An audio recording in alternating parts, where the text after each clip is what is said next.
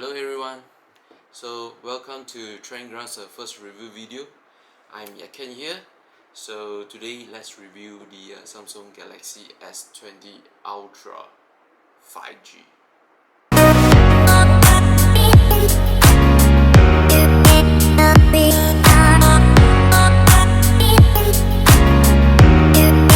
Alright, so let's move to this smartphone spec and design first. Alright, so there is only one variant for the Galaxy S20 Ultra, alright, in Malaysia.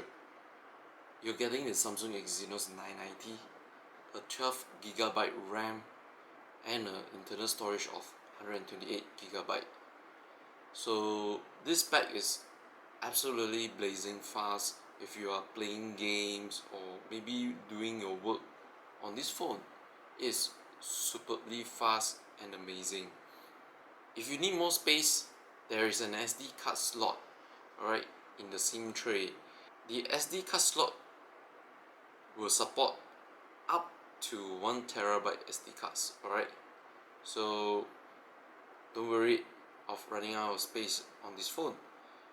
And because this phone is also 5G, so at the moment you still can use 4G LTE networks, alright, so no worries. The phone also weighs only like 220 gram. It's very light for a very large phone, you know.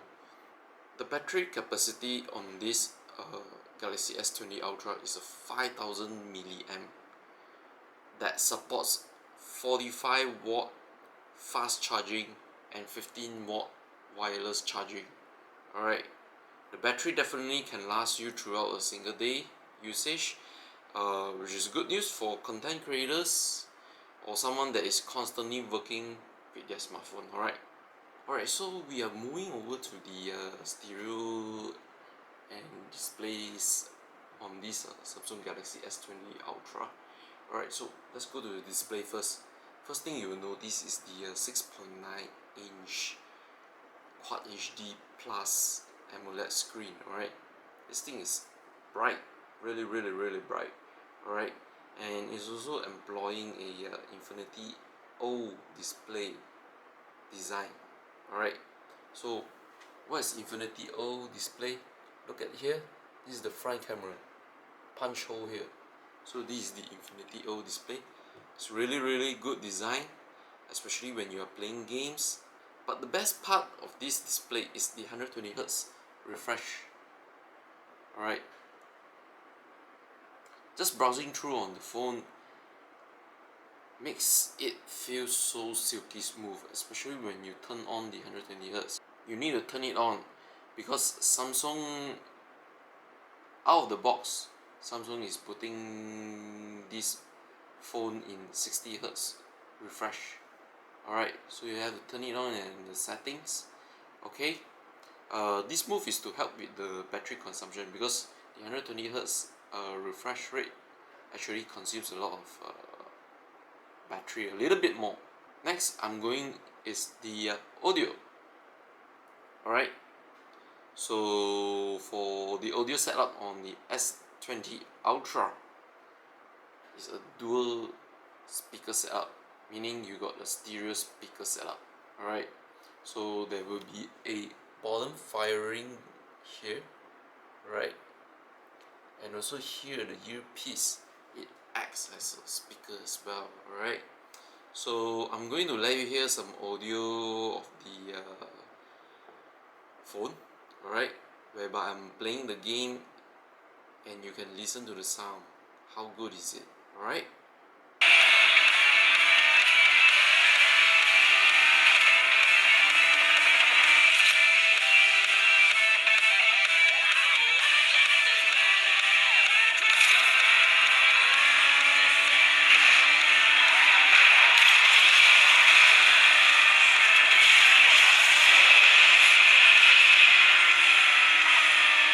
okay, so far I think the display and the sound really done a good job. What do you think about it? Drop some comments on the comment section. Alright, now let's explore the camera on this phone. Alright, over to the front camera. this front cam. Alright, so this camera actually is a 40 megapixel shooter. On bright daylight, the 40 megapixel shooter does a very good selfie shots. Everything is on point, details is excellent. But during low light situations, I start to notice the front camera is struggling just a little bit. So remember to turn on the flash or use the night mode. Alright, it certainly provide a very good quality low light photos if you turn on one of these settings out. And the front camera can even capture videos up to 4K 60 frames per second. Alright, not many premium smartphone, flagship smartphone could achieve that, you know. So it's also good for those people who want to do vlogging using smartphone. Okay guys, so this is the front camera of the Samsung Galaxy S20 Ultra. So this is the sound, the video quality of it. The front camera video quality is nice during daylight. However, I couldn't say the same for the low light videos, you know.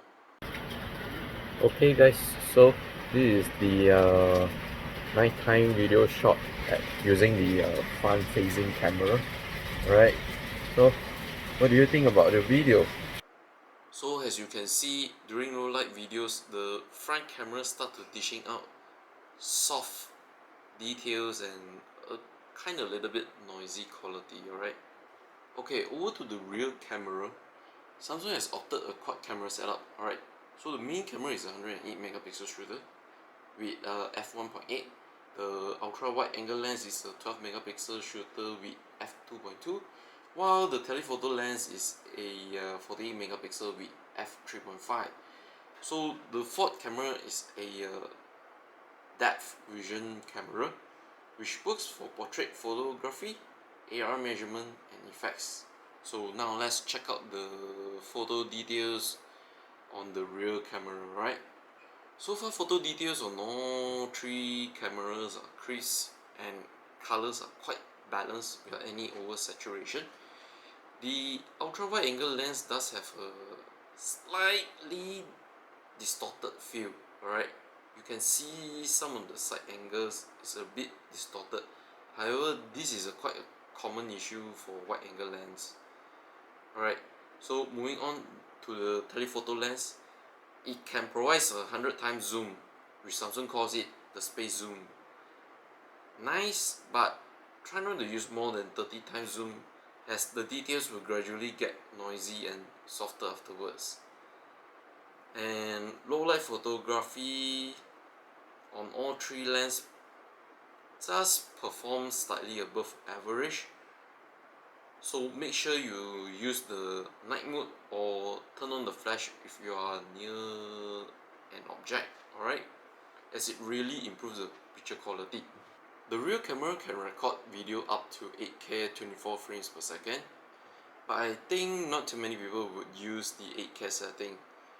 The 8K recording is only available on the main lens, so meaning you can't change to the telephoto and the wide angle lens.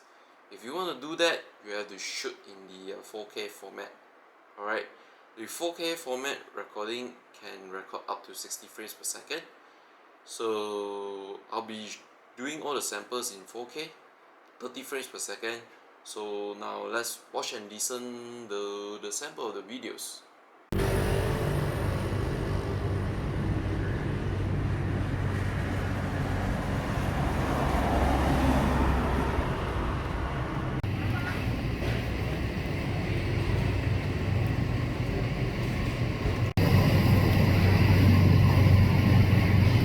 So in my opinion, the video and audio quality is good enough for content creators who wish to use smartphones to record their content.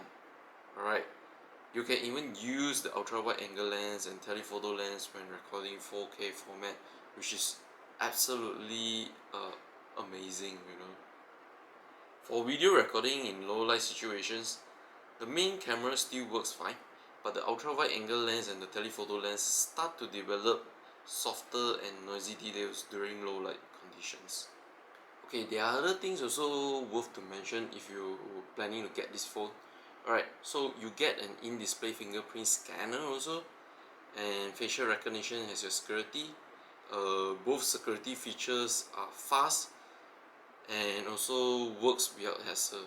Alright, it's really, really good. And there's also Samsung DeX also, where you can turn the phone into like a PC via a USB Type C to HDMI cable, right? And also you get a cool TPU case also, and AKG USB Type C earbuds for your S20 Ultra. And also last but not least, you also get a 25-watt fast charging adapter as well. Okay, now let's find out the pros and cons on this smartphone. Like every smartphone, there will be always pros and cons. I'm going to start with the cons first. Alright, so the first one is I do notice there's a little bit of warmth on the rear back of this smartphone, especially when you are recording in 4K and playing games, or maybe even like downloading a lot of files, especially during you updating a lot of apps. You definitely can feel a little bit of the warmth. It's not really say it's unbearable, it's still bearable for me, but it's a little bit concerned for the longevity of this phone. The second one is the video recording during the low light situation. Sometimes it's just felt a little bit average at times, and also the autofocus takes quite a while to focus at times, especially on the subject and the scenery background. So I'm expecting Samsung to release a new software update for this camera issue. So the third one is, I would generally say, the price. This phone costs 4,999 ringgit, which might not attract a wider market. You know, it will be more focusing towards early adopters of 5G phone and Samsung Galaxy fans. So what are the pros of this Samsung Galaxy S20 Ultra? Alright, first thing, I love the spec. Alright, it's very, very fast and everything operates smoothly. When the moment when you use the phone, you can feel it just blaze through everything so fast. Alright, second thing I like is the 120Hz display and the Infinity O design. Okay, browsing through the phone, you can feel the smoothness, and if you are watching video, playing games, or even doing work, the screen just delivers a very nice display out. Colors are quite vivid and it's bright as well. Okay, so the third one, I would definitely say this thing definitely worth to be your productivity device. Why I say this is, okay, the camera is quite good. It has a large screen for videos. You want to do videos or anything, or maybe perhaps you want to do some amendment on your proposal, right? You can do everything on this phone. And not to forget, yes, fast Wi-Fi and 5G connection.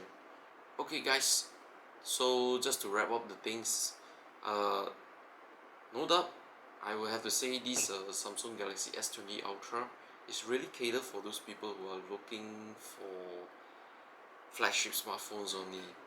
Alright, but I will have to say that this phone is definitely one of the best 2020 Android smartphone you can experience right now. Alright, still, I do hope I can see more innovations they can put and cram inside this smartphone, like what they did to the Z Flip. You know, it's very new in the market. Overall, I could just say this is just truly an ultra smartphone you can buy right now in Malaysia. Alright, so that's all.